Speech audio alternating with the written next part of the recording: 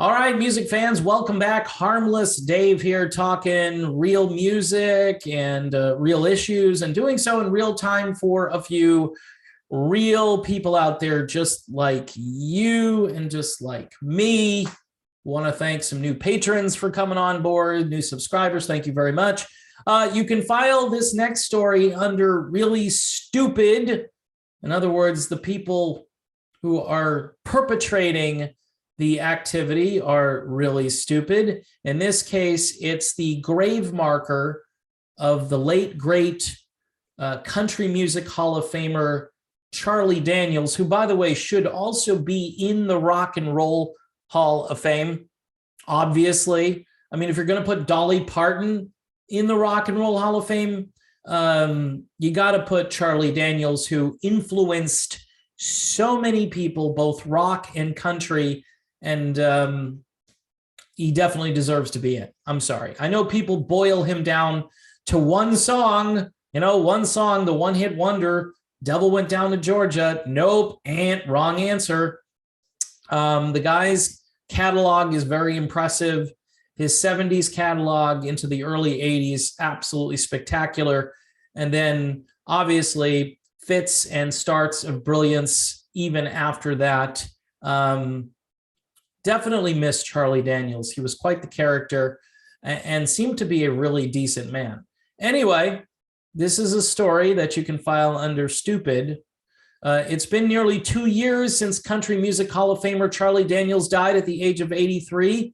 Fans often visit the late musician's burial place, but future visitors will likely notice that security measures are being taken to protect the integrity of Charlie's final resting place. In a post made to social media, Daniels' team shared that his grave marker had been vandalized. Oh, good. No, it's not because, well, I don't know if it's because Charlie Daniels was vehemently pro-life. According to the post, a visitor stole a dogwood sapling and a watering bag over the weekend. In addition, a military ID was glued to the marble marker a few months ago. Now, a dogwood sapling is what they consider ornamental landscaping. And from what I gather, they're not inexpensive. It costs a good amount of money to buy a dogwood sapling, although stealing one from a grave marker is really just absolutely despicable, all right?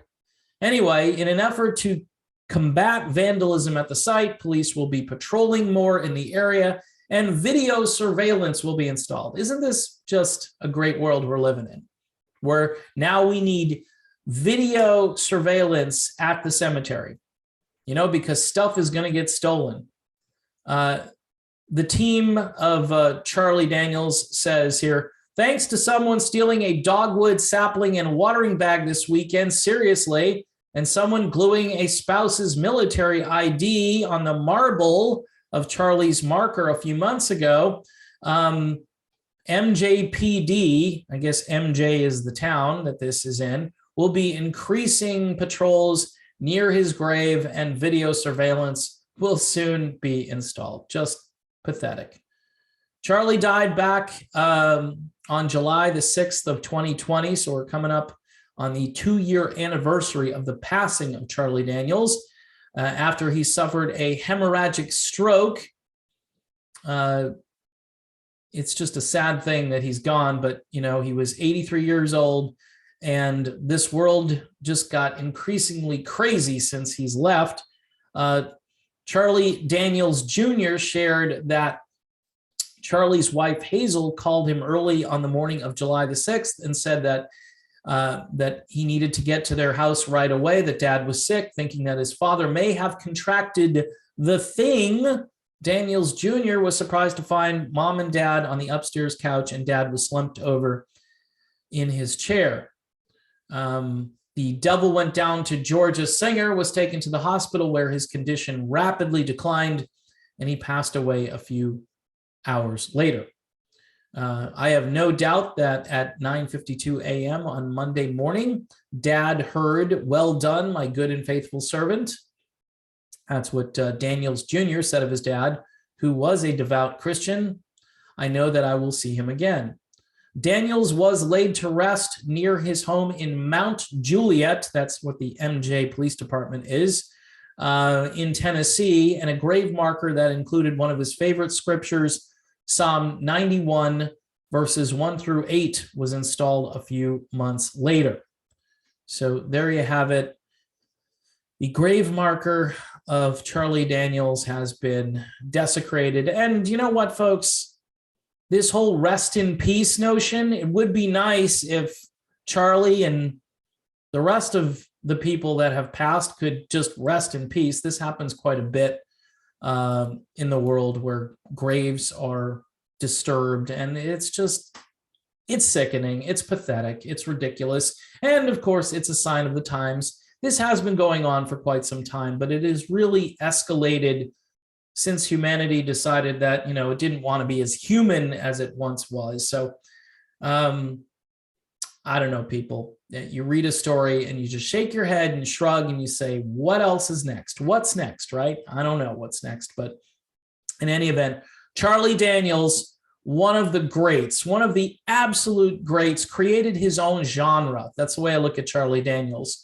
And other people like Steve Earle came along, and there are other people who took what Charlie did and expanded on it. All of the outlaw country that came later has Charlie Daniels to thank for their success. So that's my opinion on Charlie Daniels and the Charlie Daniels Band, for that matter, which was a terrific band to listen to. I would encourage you to go back and listen to some of those albums, because they don't make music like that anymore.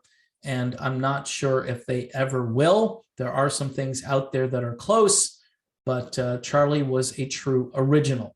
All right, people, done with the video. Thanks for watching. Don't forget to subscribe. Patreon for just $1 a month. As you probably have noticed, I've been talking about country music. I've been talking about all kinds of things. I've been talking about West Coast rock.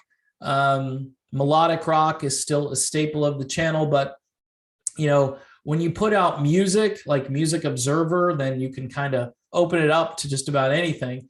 There are some things I don't talk about, and you could probably find them on other channels, but I appreciate those of you who are here, and thank you again. And of course, I will see you all soon.